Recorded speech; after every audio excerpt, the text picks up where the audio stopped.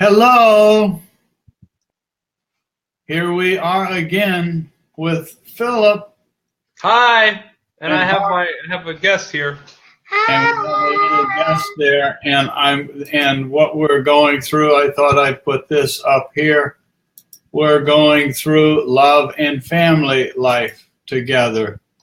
And in the spirit of this, Philip wanted to go through this. Philip is living a very, very much family life with work, and his wife, Candy, has a career as a teacher and a couple kids, and so they are doing this stuff. And I thought that I wanted to show you a little something else here.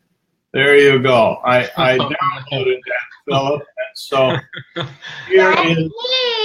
Yeah, Parker's the one up front, in case you. Yeah, Parker's the one up front. She always likes to be up front, and so I thought that whoever's going to look at this might enjoy seeing this. And so there's Philip, and there's the kids and Candy, and don't forget the dog. And it was the dog. The dog was. The dog is part of the family life. Yes, it's just. Here's another one. I stole these off of his page, and this is the Ellis ashram looking at the solar eclipse a few weeks ago. How funny is that? Okay, pretty cool, huh? Yeah, those are pretty cool. All righty, and we are continuing from last week. Now let me pull this up here, and I guess what I will do is make this big, huh? How's that? Yeah, that looks good. Does that look good? And then let me get that up here. And as part of the family life, while you're doing that, Swami J, I did bring, I figured if we were talking about love and family life, I'd actually have a member of the family. You don't have to actually be in that, I think, for them to see you. But Parker is here, and I as part of my love, I threatened her with multiple chores if she didn't say something nice, or actually taking you out to lunch, right? Do you have any wisdom that you'd like to share anybody about love and family life? It's awesome. It's awesome?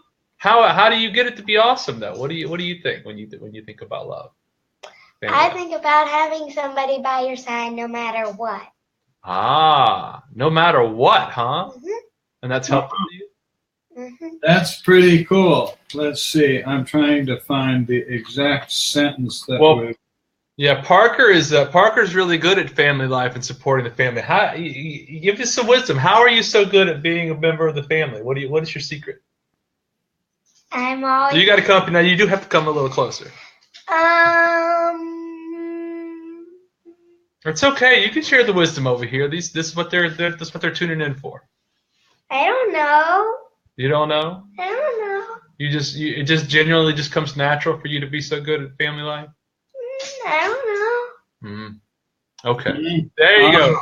You heard it here first. I don't know. It just comes natural. Yeah, but what was the first little piece of wisdom? That it's awesome.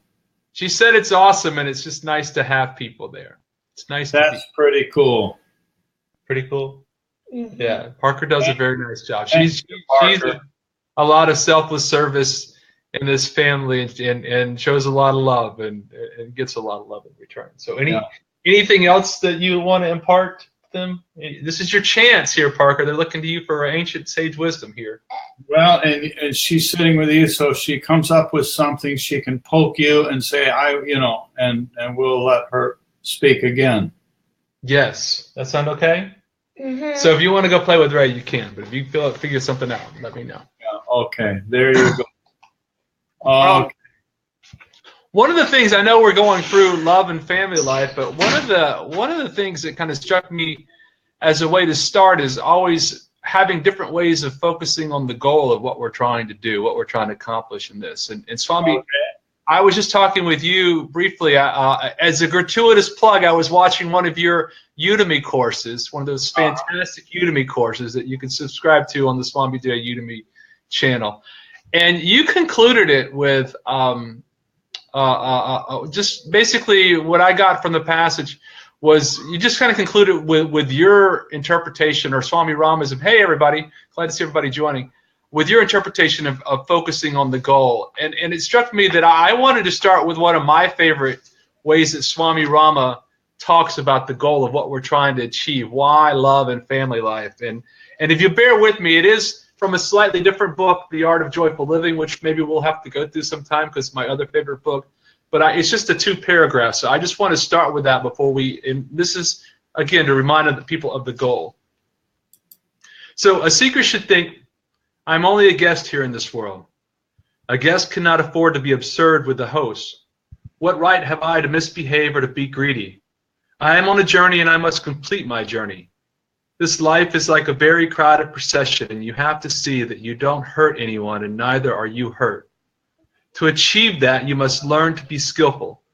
Learn the skill of performing your actions, yet remaining free from reaping the fruits. That is accomplished when you cultivate the attitude of love. Here's the punchline. Here's my favorite part. Here we go. Often people ask how long it will take for them to be liberated, and I answer 1 second. 1 second. The whole world could be liberated and happy in 1 day's time if all human beings decided to do something very rational and logical. If I perform an action, I am bound to reap the fruits of the actions. And if you do an action, you are also bound to reap the fruits of your action. We are not caught by our actions, but by their fruits.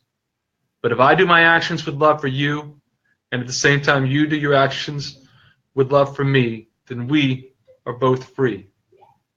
Humans have not yet learned this skill. Humanity has not yet learned to do things for others selflessly and lovingly. That's why the sages say that love liberates and that love is real knowledge. Learn to do things for others, because learning to act in this way liberates you. I don't know. Out of all the times that you and I talk about these things, Swami, I always come back to that. That's one of the many kind of paragraphs or sayings that just really resonates with me. Yeah, that's fun. And I think that's extremely useful, where when you run into a paragraph or a page, something like you just did that you like, remember where it is. And as you have done with that, go back and visit it often. Yeah. And we take it in.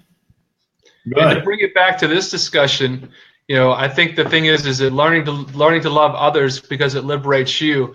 How do we begin to do that? And what we've been talking about over these few is using the family, the family as the playground, as the learning tool, the basic place to start this. Yeah.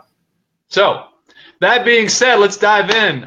We left off. All right. So we left off here. Can you see that way, or you want the full screen, the text? No, I'm good. And one of the things that I was looking at some of the comments too on this. We talk about this being a playing ground, and a lot of times a lot of the comments that I saw, Swami Jay, was people it resonating with them, but also talking about how hard and how often they kind of forget to do that. And I think the thing is with this is just to be gentle with yourself as you go through this.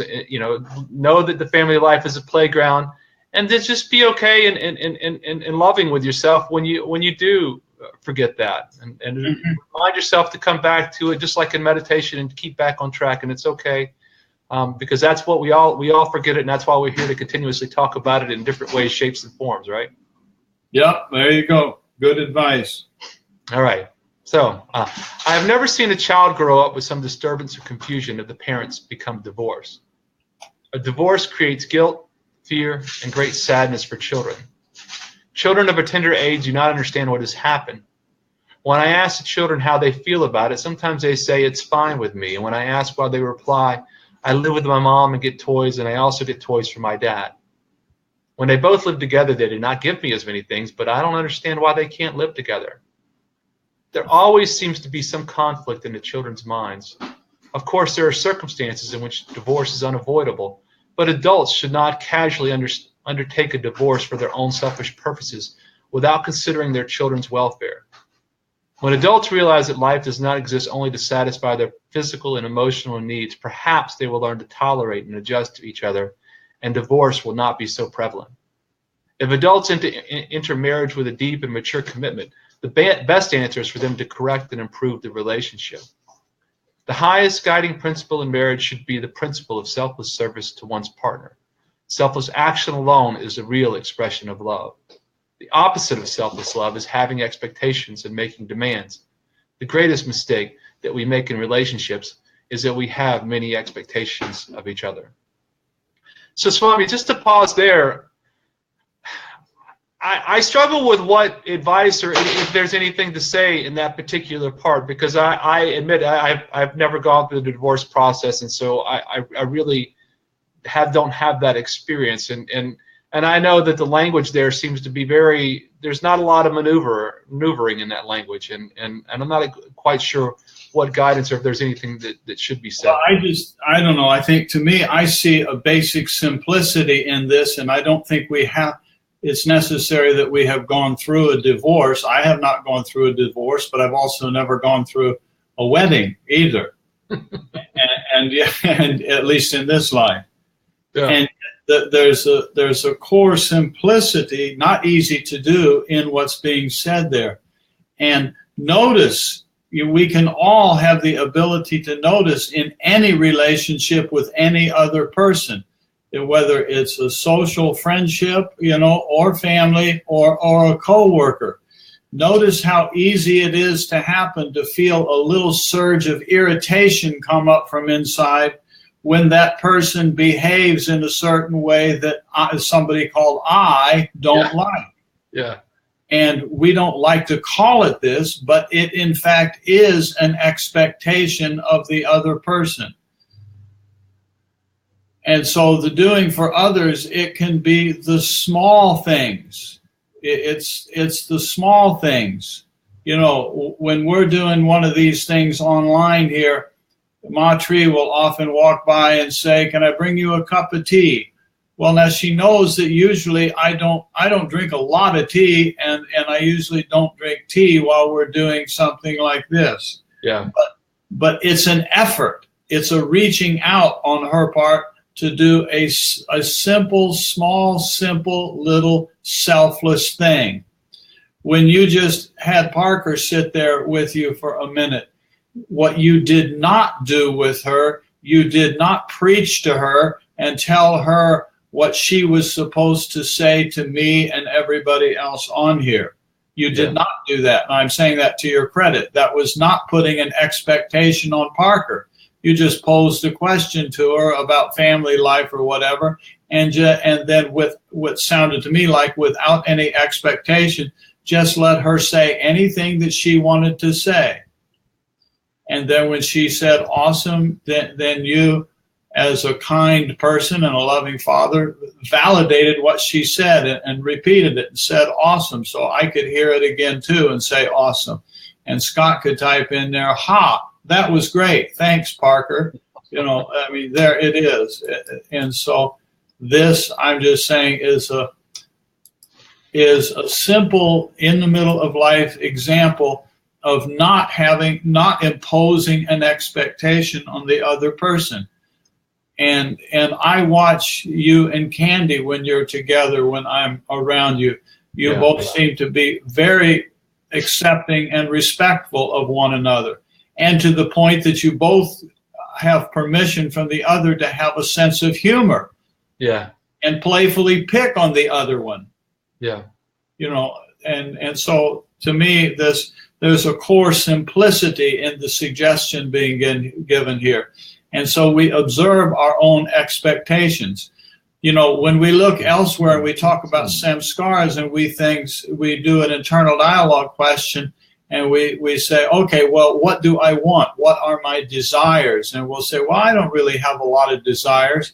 But if you slightly reframe the question from desires to expectations, and we're willing to look at it internally, we come to see that often we have many, many expectations about how other people are going to behave. Yes. And guess what they do, which you already know. They just continue to keep behaving the way that they like to behave. If only they'd get their act together, then I would be. If only they would change to accommodate me, then life would be good, huh? Yeah. Or something like that. That's really great. Certainly great advice to kind of keep on the simplicity theme. You mentioned this small thing of tea, of the reaching out, and that's one of the principles that I always find very useful. Is starting, in what we're trying to do in yoga philosophy, and in reaching this question mark and coming to self-awareness seems like such a big thing. But where you start are these small things. It's to bring asking for the cup of tea. It's looking at expectations at a small thing. How can you look at stuff that you might have a true blindness to, or something that's deep in there that's ingrained, that's difficult to look at if you can't start with the small stuff? So I really like the simplicity of what you're recommending there. It may sound silly. You're reminding me, I don't know why you're reminding me, but you reminded me of something that happened a couple of weeks ago. And there was a basket of Maitreyi's clothes sitting there beside the washing machine. And when she left that there for me to wash. So I'm the laundry man. Oh, no. I've seen you do laundry. That's a tough one, yeah. And when did she leave here? About the first week of September, I think it was. And I think this was after she had gone, and I think it was even after I had gone to meet up with the Dutchies in Holland and came back, and there was still that basket sitting there, and my eyes fell on it, and I could feel this. It was not strong at all, but I could feel this ever so slight surge coming forward that along the lines of, she left me her dirty laundry. Yeah. How dare she? Yeah, how dare she? I mean, it was not strong. There was not words like how dare she. There was none of those words there. She will probably see this conversation and give me a hard time. Yeah. So it was not that. It was just very faint, but I could feel it there. And then I thought, no, I'll just do the laundry. So I washed the laundry and I hung it up, including her shirts and whatever, some of her girly stuff, and hung it up to dry, and it dried, and I put it back in the basket. Now, I'm not very good at folding and things like that, so I piled it back in the basket, and I took it upstairs, and I put it in her room, so her basket of clean stuff is there for her. And so I did a reasonably good job of doing it without expectation, and yet I'm acknowledging that I could be aware internally of this very tiny, slight little surge that said, Maitreyi's dirty laundry. So maybe if it comes to something bigger down the road, you're working on the process of awareness right there. This is what I'm saying about the simplicity. And if we do those kind of things in the simplicity of daily life, in the context of the people that we are around a lot, in our homes where we live, then it's been my experience that mostly the big things just never even come. Yeah. The things that could potentially be big problems never actually happen. And even if they do, you've practiced how to do this with the small things. So you might set yourself up to be able to deal with the bigger things when and if they do arise. And if it were to happen like that, it relatively easily washes away. Yeah. I have the example that comes to my mind. And I'm kind of going over this just to give a very practical, simple tool to use in this is say when I get up, or say the family's sitting on the couch and we're watching TV and I want to get up and get myself something to drink.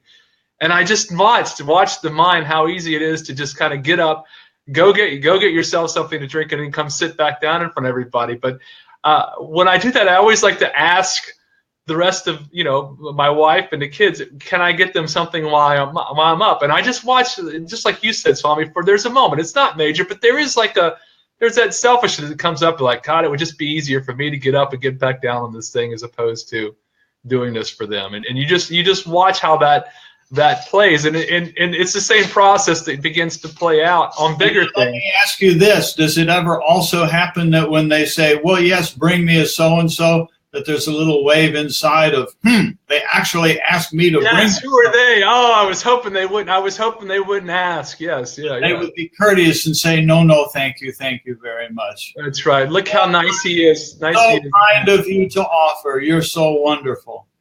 But we're playing around with it. So this is silliness that you watch the mind and you dialogue with it, and you do watch how, like, that's just ridiculous, mind. That's not useful. Yeah.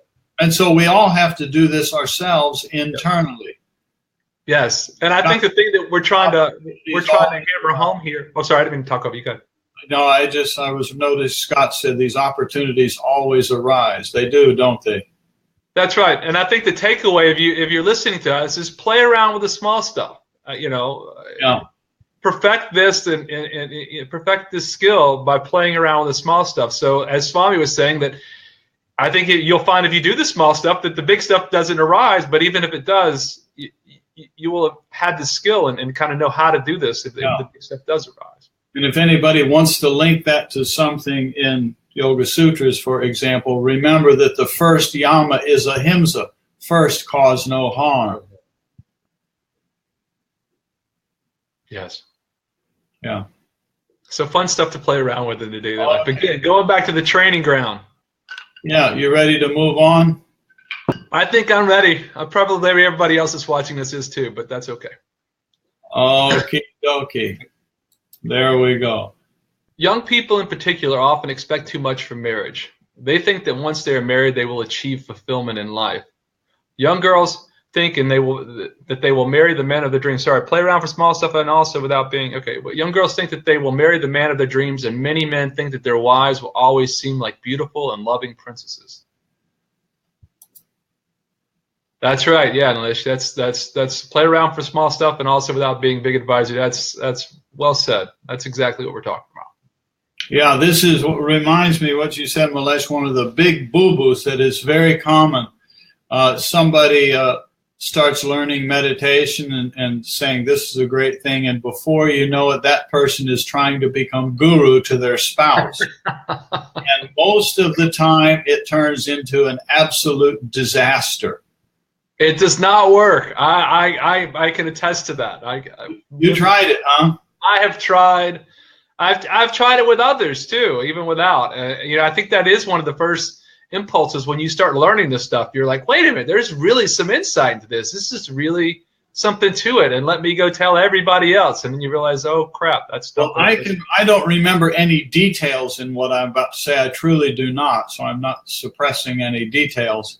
But I have a memory of I knew you for a while, and then Candy started hanging out around, and I can remember that there was a period of time in there that she started moving close to me, independent of you, and it was clear that she was moving into doing her own sadhana, independent of what Crazy Phillip was doing. Yes, and I have a memory, not the details, but of my own personal sense of joy over watching this happen, that she somehow had the wisdom to not pay much attention to Guru Phillip and to go her own way. And then I've watched you two be very respectful of one another and supportive. Yeah. And that's a nice, beautiful outcome. Yeah. And I think there's there are opportunities where we have discussions and are able to talk about this stuff. But it is right. It being an advisor and trying to take that a guru position has not been very fruitful. Yeah. Scott makes a good keyword point there. Question my sincerity. Yeah, it's a good thing to look at when we say, no, I only have your best interest in mind. Spouse, listen to me. I'm looking out for you, children. Listen to me. And so we can pause and question ourselves in the context of sincerity. And it may reveal to us, that I think I'm being nice because I'm nice and I'm being nice to my kid, but what I'm really doing is trying to feed myself. That's right. Yeah. And I would just add to that that's what's the beauty of these small practices, Scott, is that you can see that when the stakes are low, and you're able to discern. I like that. I like that phrase, when the stakes are low. When the stakes are low, you're able to begin to discern that because the mind's playing that. And sometimes you'll find, I don't know, maybe there's 70% sincerity, 30% ego, but when you start playing around with it and you do it over and over again, you begin to become aware of when you're being sincere and when you're not. Yeah. And that's what we're trying to do. Remember, we're trying to increase the awareness. And it's funny. That's why these little silly things are fun to play around with. So you can begin to make that discernment. Yeah. Want to keep going? I do, yeah. But these are great questions and good conversation. There you go. Okay. Scott says exactly. Yeah. So we were back to many men think that their wives will always seem like beautiful and loving princesses, but after a few months of marriage, they realize with a shock that the person they have married cannot live up to their fantasies. They become disappointed after a short time, regret their decision, and think that they have made a mistake. The real mistake is in expecting too much from marriage in the first place, rather than recognizing that the purpose of marriage is to learn to live selflessly. I pause here because this goes back. This always resonates with me because we talk about this inherent need to wake up to the question mark, to become self-aware. That drives, I think, all of us, whether the levels of which we know it or aware of it are vary.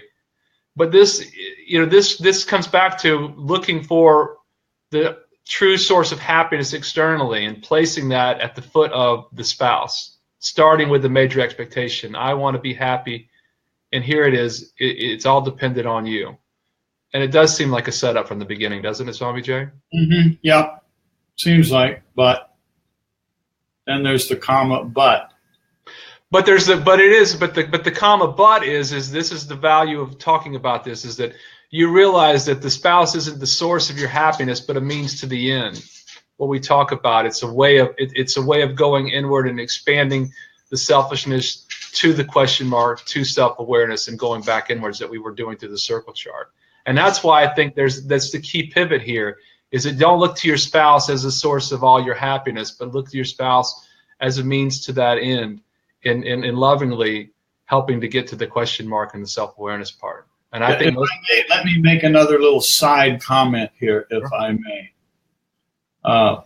And I'll use Scott as an example, because here is Scott sitting with us right now. And so Phillip lives in family and Scott lives in family. And I keep pondering how to use this technology that we've got here.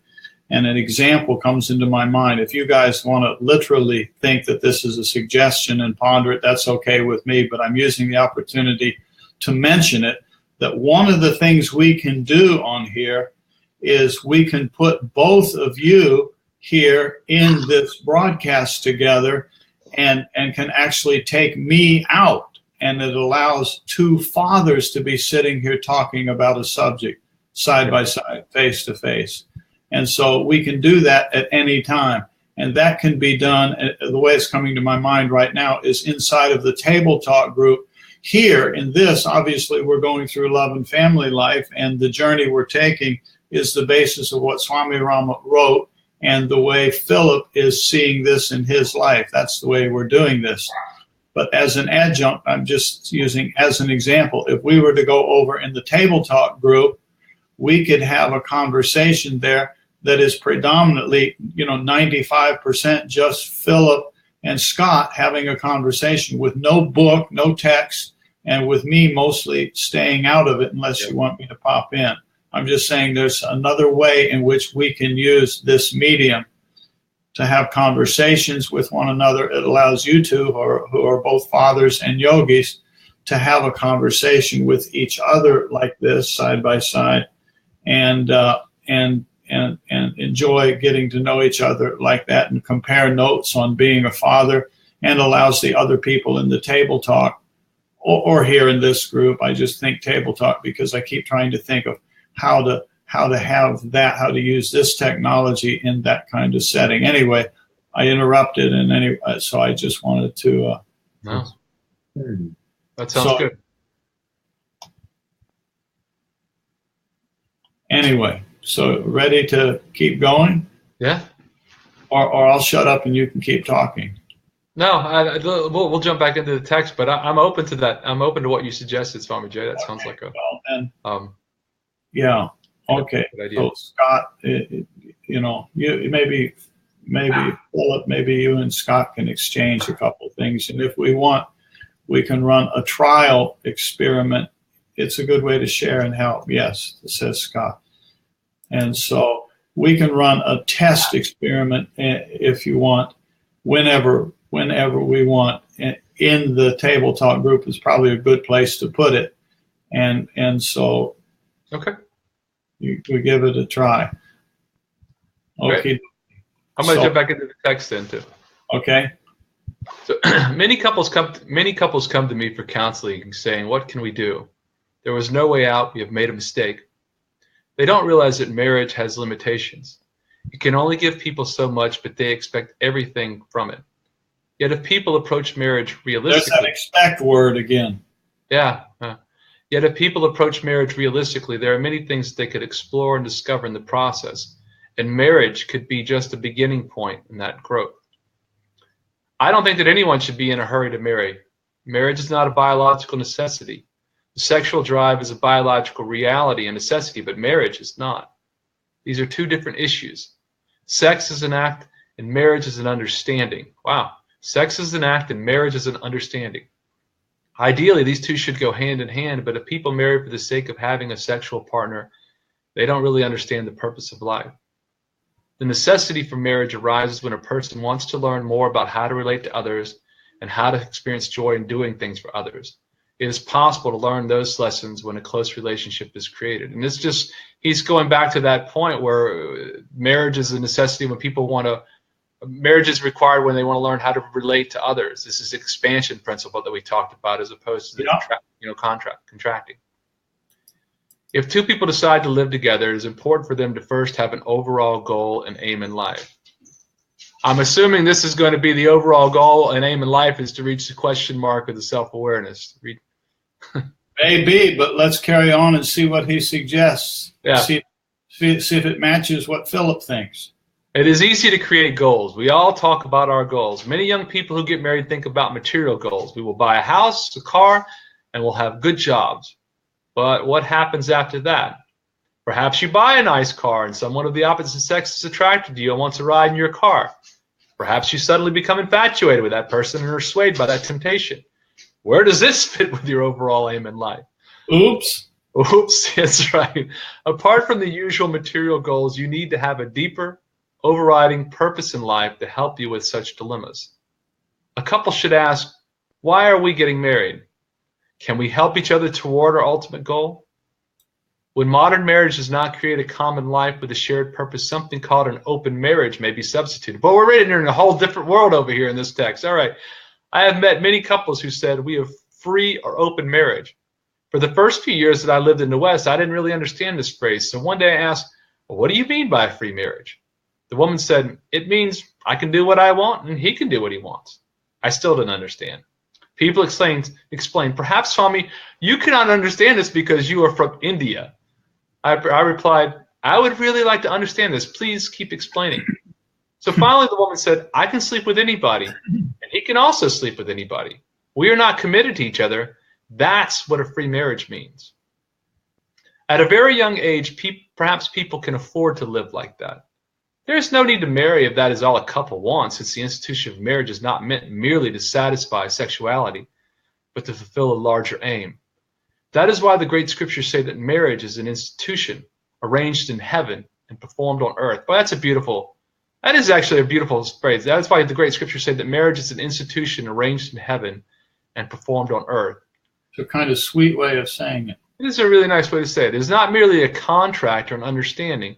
A couple who are married are like the two wheels of a chariot, which roll together toward a shared goal. That's the metaphor that I really like. Two wheels on a chariot. It really is. It really is. During the time I lived in India, a few times I had occasion to stay in somebody's home that was very, very far away from the cities. You know, a farm way out. 100 miles, 200 miles from anywhere. And you would see these old-fashioned wooden bullock carts going down the road. And there's the two wheels, two old-fashioned wooden wheels, and one oxen out in front pulling this thing. And there's the farmer sitting on it, driving this thing. And so that's my image of seeing wheels of a chariot, to actually see these carts being pulled around by an animal, and there's the two wheels. Yeah, it's a really nice metaphor, and I've really enjoyed watching this with Candy in our relationship, and I do see at times where the way that I hold this is there are times where, you know, one is a little stronger than the other. Somebody, you know, one is going through a little tougher time, and the other one's there to a little bit pick up the slack and keep things going and support. And you're able to lean on them a little bit more than what you would normally do. And that seems to kind of bounce back and forth in a relationship. Mm-hmm. I also see in this one, the way that I hold that is that you kind of keep other ones in check too when you're getting a little too astray in something. I mean, I think we all get caught up in what we're doing, and it's really nice to have this person that kind of keeps you balanced, and how that role kind of flip-flops back and forth between the two, so you can get it sort of kind of go straight, as opposed to veering off too far on that chariot. You're you know, you might go a little bit and it gets corrected a little bit more. One side picks up a little bit more of the other. But I do like that as a metaphor, and I have seen that. You never have to deal with being a one-wheel chariot. You really aren't getting anywhere you're not going to get anywhere very fast. You're just going to kind of keep going around and around and around, or really way off to the side sometimes. Yeah, it brings to mind a pretty disastrous image of a chariot or a bullock cart laying on the ground with one wheel missing, and the poor animal trying to pull with all the strength he or she can muster to move, and cannot drag this thing along because one of the wheels is missing. It's awesome. And I feel like we all need that. I feel like the relationships that we have help keep us in check a little bit, and at least give us a kind of a gauge of where we are, and how we're relating. Now, as you know, I'm not married and don't have a spouse, but in my corner of the world, this is one of the things that you and Matri and Leela and Raj do by having what we call the coordinating committee. So for others, it's not just me running things here. You know, there's a team of us that keep an eye on things, and unless there's an obstacle comes up, we get together and talk once a week, every week. We get online and have conversation, and often there's not much to talk about. But from my side, it's very nice to have 4 other wheels on this cart called ashram. That's right. And so it's just my version of essentially the same story. I just have more wheels on my cart. You got the deluxe model. I guess so. Or the 4-wheel drive model, I think. Yeah. Yeah, something like that. Yeah. Probably not in your feet. Oh, that's funny.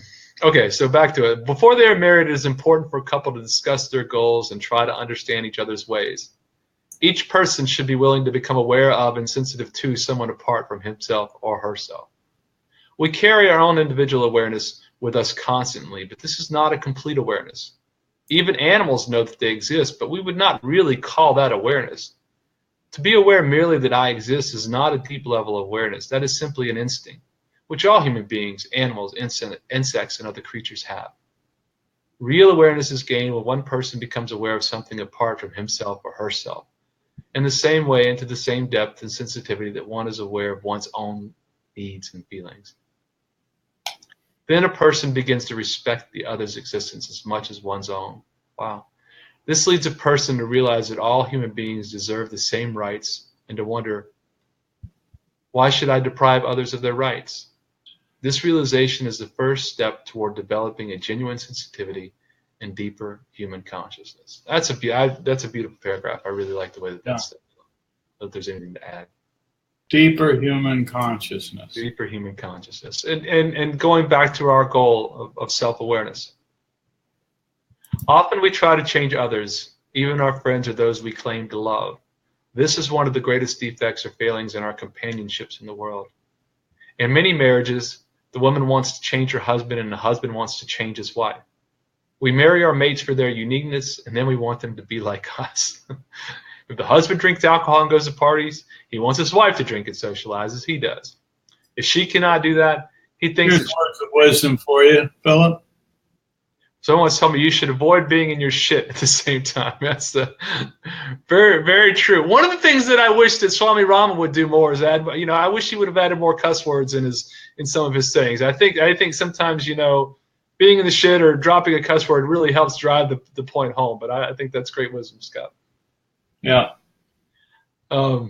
If she cannot do that, he thinks that she is inferior or has failed somehow. Such an attitude is very destructive.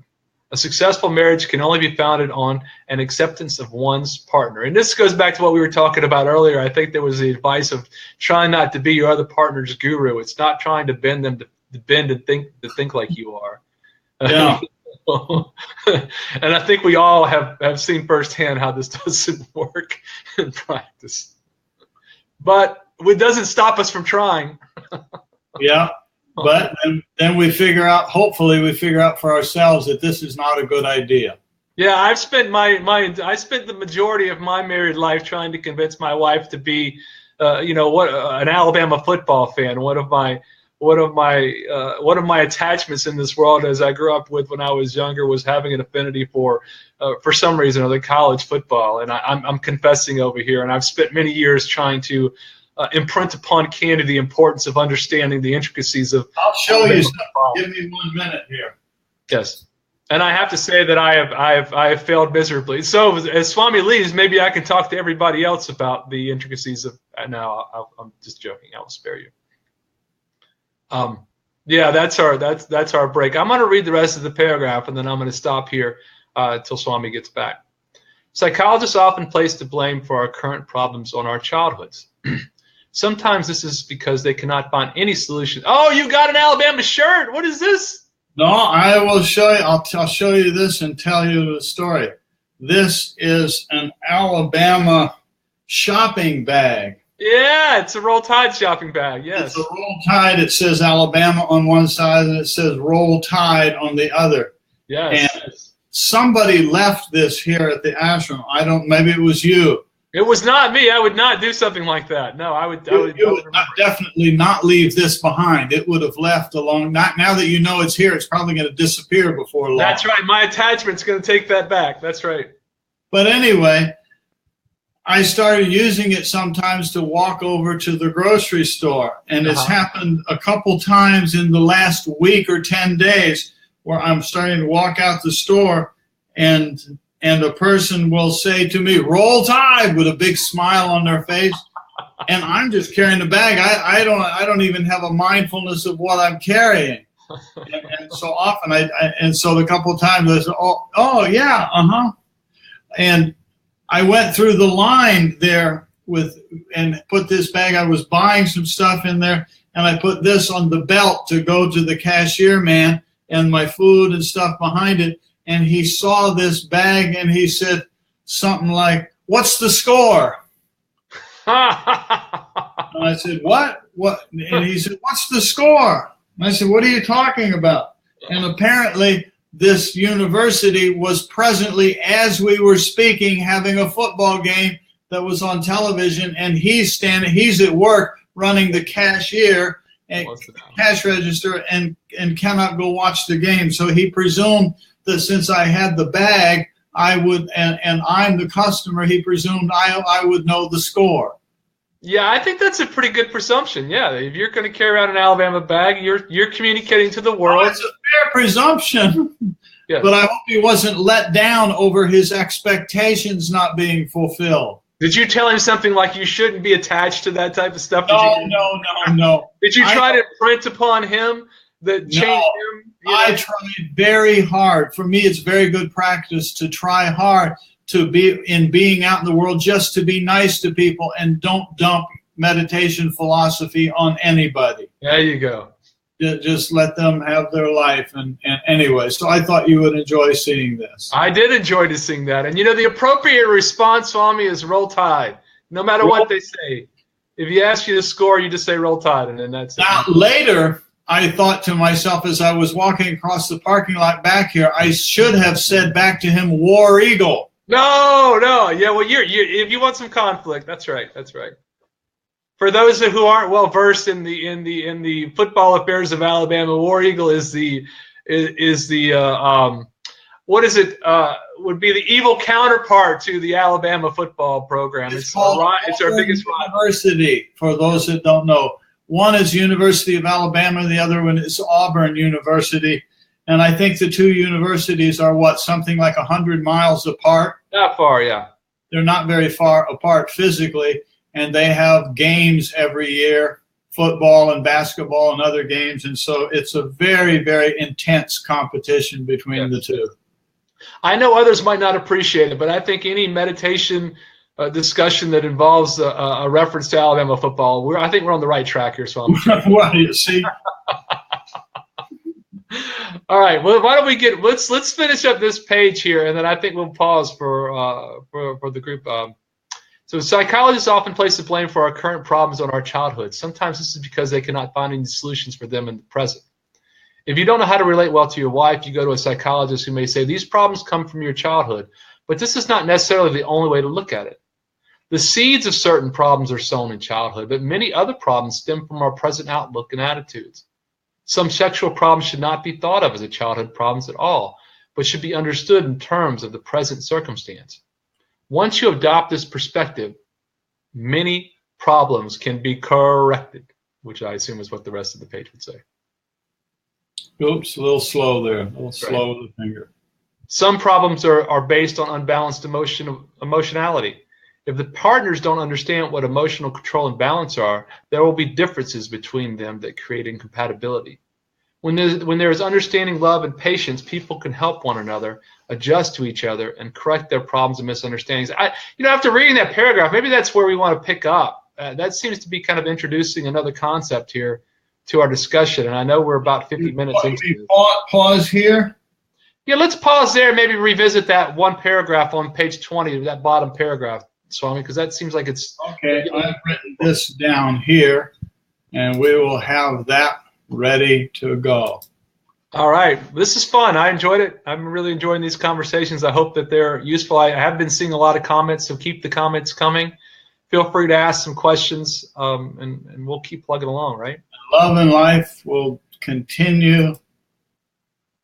And they learned about Alabama football. I mean, that, about Alabama football. And see, there's the Ellis ashram looking to the sky for truth. Burning our retinas out for truth. There it is. Yeah, they're looking the happiness on our faces, looking in the awe. Here's the message. They're looking in the wrong direction. See, they're looking up to the sun god, as if the sun god is going to give the answers.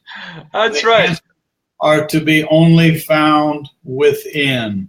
Ah, beautiful. That's a nice segue. I mean, that's a nice closing. I like that. There's a thank you from Nilesh. Thank you, Nilesh. Thanks for visiting. Appreciate your questions. So Philip and Scott, maybe chat a little, see if you two as an example, or just the concept that I was saying before, like what Philip and I are doing right now. The view that you're all seeing right now is Philip, you can't see it, but is the two side by side like this. I thought it was in my contract that I would always be paid prominently. I would, I thought. All righty. Yeah, okay. There you. That's right. This is it. This is how it should be it. And Swami maybe in the background a little bit more. Here, how's this? Yeah. Is there? Yeah. Is there? See, now you're very big, and I'm just a little tiny person. There we go. There's the. Now that's what it's talking about. That's what I'm talking about. To get this view, I have to take the text out.